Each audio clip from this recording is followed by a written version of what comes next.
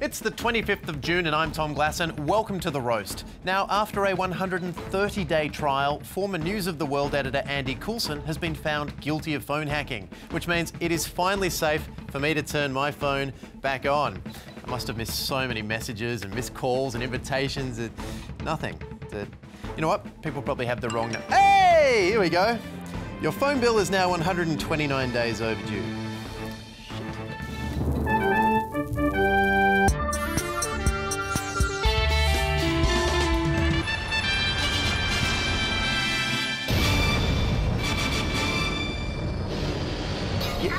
No, I know, but I'm a Virgin customer.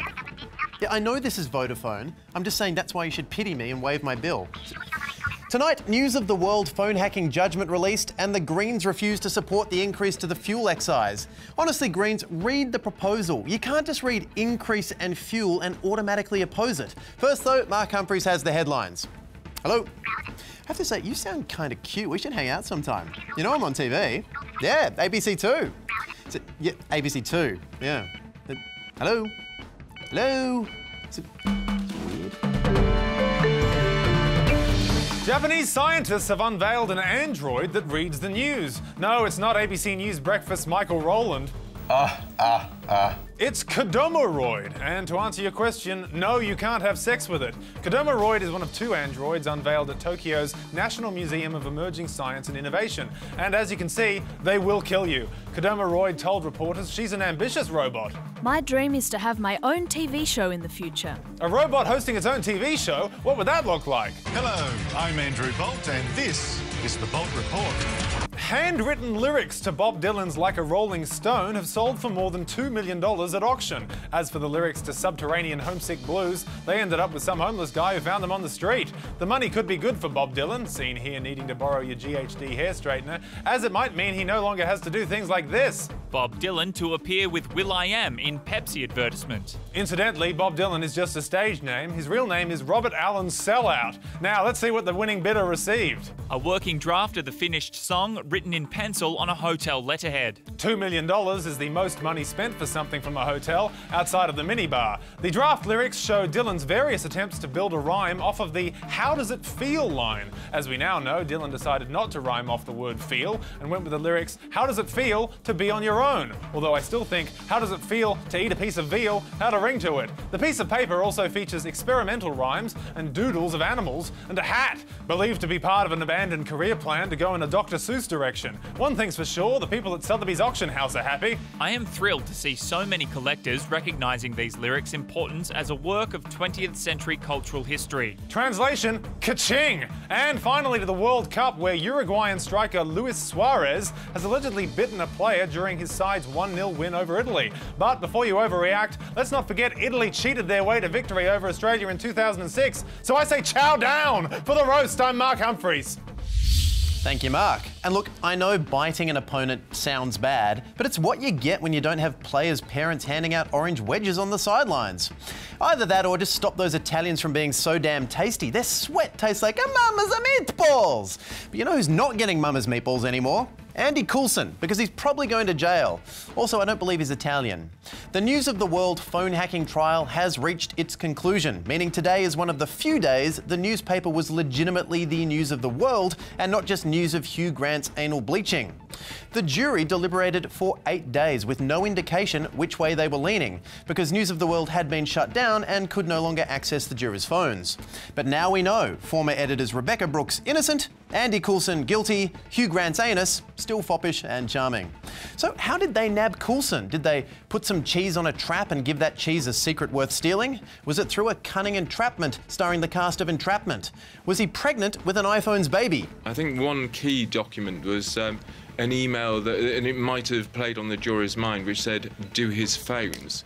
Now, Coulson giving evidence in the trial suggested that that was shorthand and didn't mean hack his phones, but it appears that the jury have thought otherwise.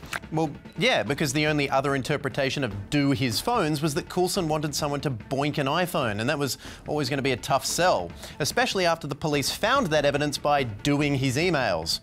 Then there was Brooks, seen here being that annoying person who smudges your shit, who successfully claimed she knew nothing about the hacking despite running the paper for 3 years. Which is strange. Stranger still is that the jury heard... This is someone who got a £13 million British pound payoff, so and appears to run a defence on the fact that she didn't know what was actually happening. So there you go, a lot of money paid for someone who wasn't very good at their job. And since the phone hacking trial was so lengthy and expensive, we have prepared a handy guide for future executives at news organisations to make sure they don't find themselves in the same situation. It's one of the greatest challenges of business, how to oversee its operations while making sure you don't actually see anything. But here at the Harson's Institute of Plausible Deniability, you'll learn that even the highest-ranking executives can successfully claim they know all about their own company. Now, in business, communication is key to your downfall. Check this scoop. Transcripts of Hugh Grant's voicemail. It's really easy, as well as PIN was 5... What do you... That was really important. And thankfully, I have no idea why. So come join us at the Harson's Institute of Plausible Deniability and let us show you how to run a dirty empire, but keep your hands clean.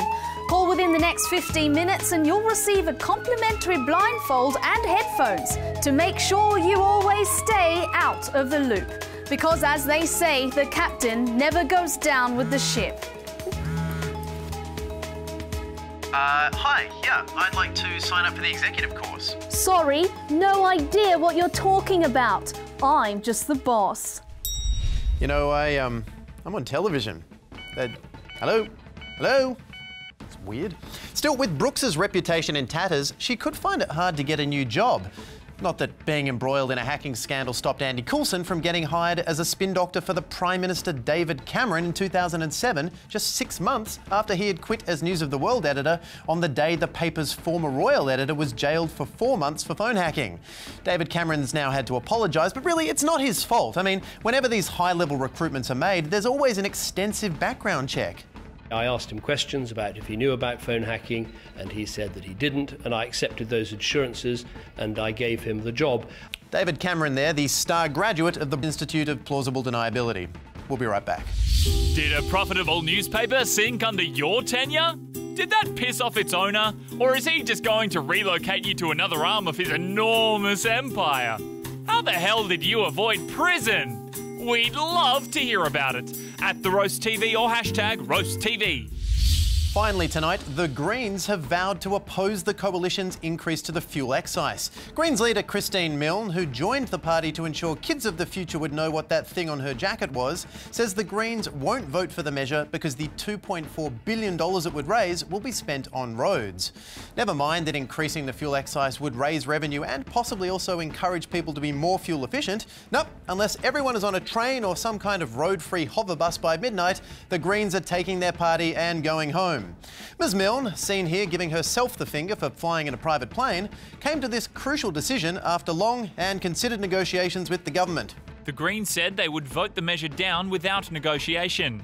Ah, right. Well, don't ever say the Greens shouldn't be taken seriously. The toughest negotiators are the ones that don't negotiate at all. Now the debate can only be settled in a game of scissors, paper, rock, best 2 of 3. I would have assumed the Greens always pick rock because they love all that nature shit, but now, I just don't know. But if the Greens still want to be Australia's third party after Clive Palmer's people get in, they need to stop acting like uni activists who won't compromise and start acting like politicians who only compromise. No, damn, down with the man! No, damn, down with the man! I like his moxie. Elect that guy. And now the senator from Queensland. Yeah, I just have one thing to say about the fuel excise. No fuel! Excise! We won't play Sit nice! down, Senator. Down with the man! You are the man.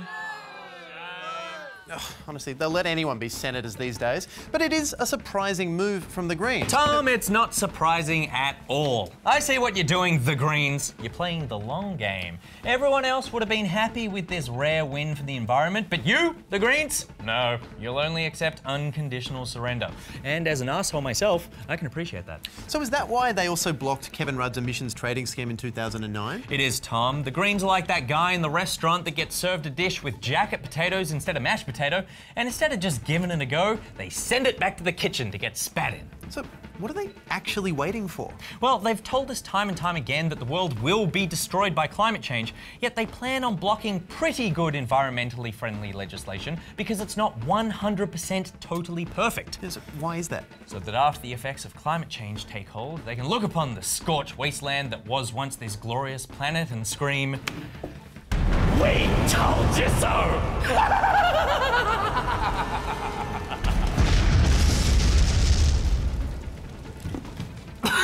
Assholes. Yeah, I still feel like the Greens would prefer we save the planet than being able to say, "I told you so." Yeah, then act like adults and negotiate with the government. Otherwise, this happens. Yeah. Good night. Grow up, you giant green babies!